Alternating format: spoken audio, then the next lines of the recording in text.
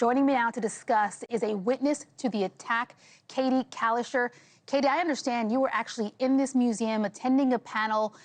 When you heard the gunshots, you saw a man run in. You thought that man was a witness. It turns out he's the alleged shooter. What happened from there?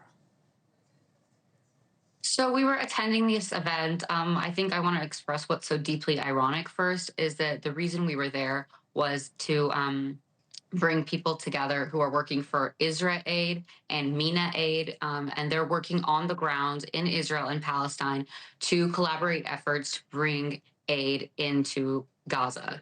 And it's really unfortunate that this really meaningful panel at the Capitol Jewish Museum was interrupted by, I heard gunshots, and we were kind of getting scared. There was some pandemonium, but we weren't really understanding what was going on. And then a man comes in covered in rain, and he looks very scared. And we think that at first that he's just an innocent bystander. We had no idea at the time that he was, in fact, the shooter. And he's in the building for maybe 10, 15 minutes before revealing himself. So I remember he was sitting on a bench and people were trying to relax him. And then he came over to where I was standing with my friends. And my friend asked him, she's the event organizer, and she asked him, like, are you okay? Can I get you a glass of water?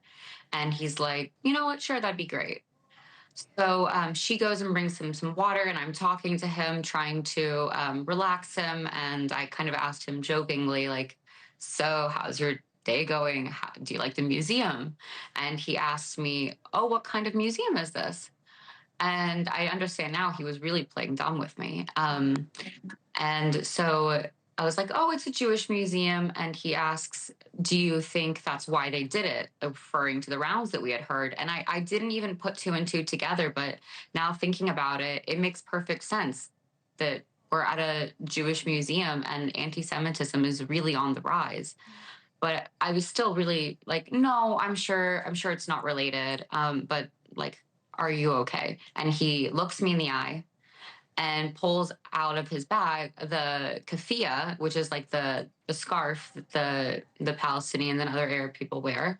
And he says, I did it. I did it for Gaza, and just starts shouting Free Palestine. And that's when I started recording the video that's being shown, and police arrested him. Have you fully processed the fact that you were face to face with this man, that he had just killed allegedly two people, and then confesses to you in that moment? Have you fully processed that? I am processing it. I'm with my friends that I was with at the event. We're all here together, just processing it together this weekend. I can't even imagine. You know, we heard from someone who actually spoke with one of the victims, Jaron, the day before the attack.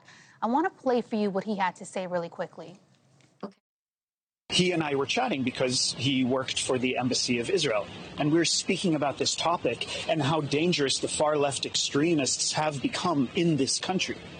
And then the next day, Yaron is murdered by somebody who did just that, a far-left extremist who used political ideologies to justify murdering somebody. That is unacceptable.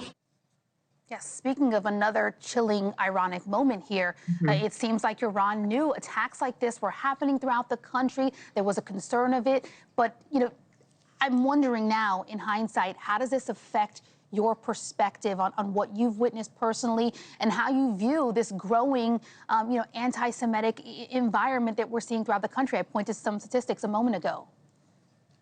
Yeah, I'm really happy that you asked that. So unfortunately, this is not the first time that I've been victim to anti-Semitic attack. I'm a lesbian, and for some reason, the LGBT community that frames itself as being so open-minded and accepting of all is actively trying to push people like myself out of these places. I've gone to clubs and in DC, and I'm wearing a Star of David necklace, and they tell me you need to either take off your necklace or leave.